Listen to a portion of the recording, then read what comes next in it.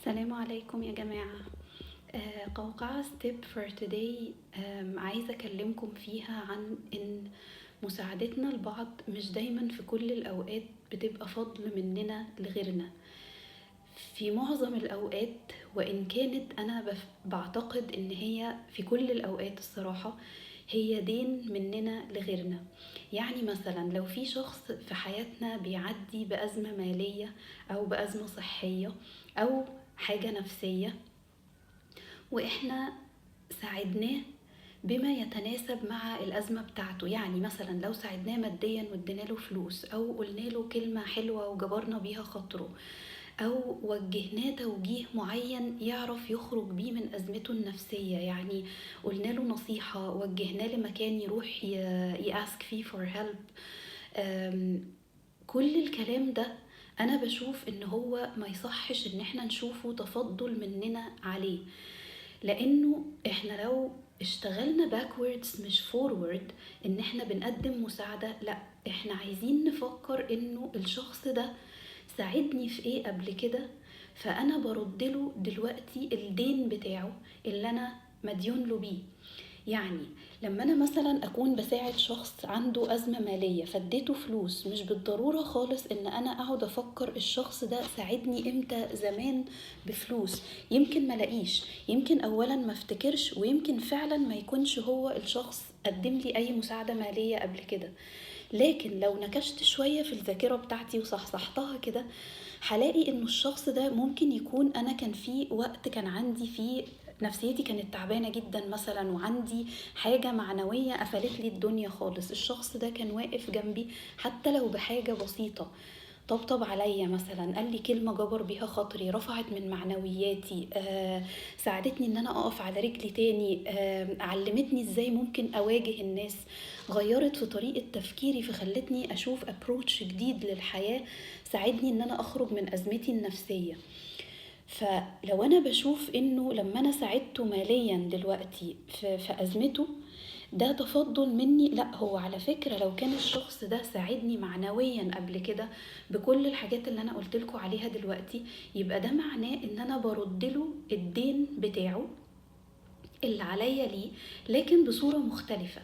يعني عارفين حتى يا جماعة، انا عمالة افكر انه حتى لو انا في شخص لقيته في الشارع مثلا وبيقع في الكاتيجوري بتاعة الفقراء أو المساكين، ومش لازم يكون في الشارع، وصلت له عن طريق جمعية بتساعد الفقراء والمساكين ووصلت له مساعدة مادية، هل انا اقدر اقول دلوقتي انه الشخص ده ما ساعدنيش في حاجة قبل كده، ما قدمليش اي مساعدة؟ وده بقى هتقولي ساعدني في ايه بقى؟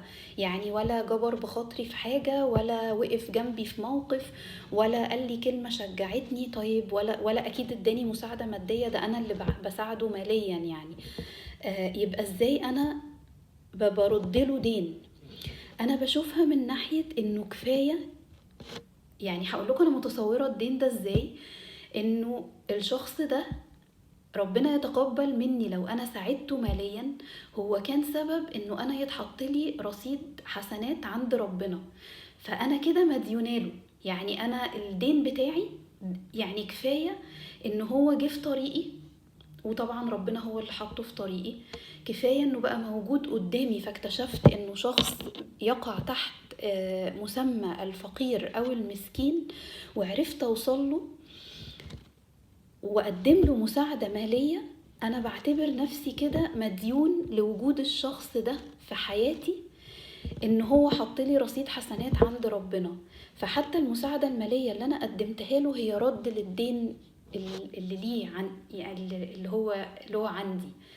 ف وطبعا كل واحد ممكن يتخيل الموضوع من وجهة نظره يا جماعة، وكل واحد ممكن يشوفه بطريقة مختلفة، لكن لو حتى حطينا كل تركيزنا على إننا مش بنتفضل على غيرنا بأي مساعدة بنقدمها له، هنشوف نفسنا من ناحية اللي هو أنا مديون للشخص ده. الفكرة دي في حد ذاتها هتخليني أدور جوايا على الراجل ده أو الست دي أو الشاب ده أو الطفلة دي، حتى ساعدتني في إيه قبل كده، حتى لو عفويا، حتى لو من غير قصد، هي ساعدتني إزاي. الفكرة ان انا لما بوصل لقصة اعرف هي ساعدتني ازاي قبل كده او هو قدم لي ايه دعم قبل كده، حتى لو انا على خلاف مع الشخص ده وبفتكر اللي هو انا مديون له ازاي، بلاقي نفسي ارتحت من الوجع اللي ممكن يكون جوايا لو انا على خلاف معاه.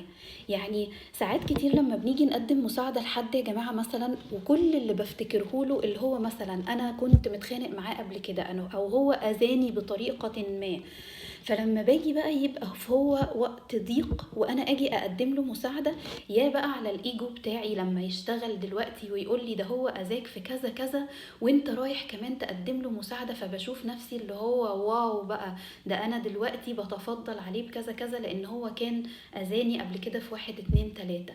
لا، احنا مش عايزين نشوفها كده. احنا عايزين بدل لما نيجي نقدم المساعدة، بدل ما نفكر الشخص ده كان ضايقني في ايه قبل كده، عايزين ننكش جوه الميموري بتاعتنا نشوف هو ساعدني في ايه قبل كده. ما تدورش على المساعدات الكبيرة بس او الواضحة، في مساعدات كتيرة هيدن لازم ننكش عليها عشان نطلعها مبدئيا، عشان ساعتها نبقى بنسد الدين اللي علينا، وتاني حاجة بتخلينا يبقى ده بداية الخيط اللي بيهدي نفوسنا ويصلح الخلاف بيننا وبين غيرنا.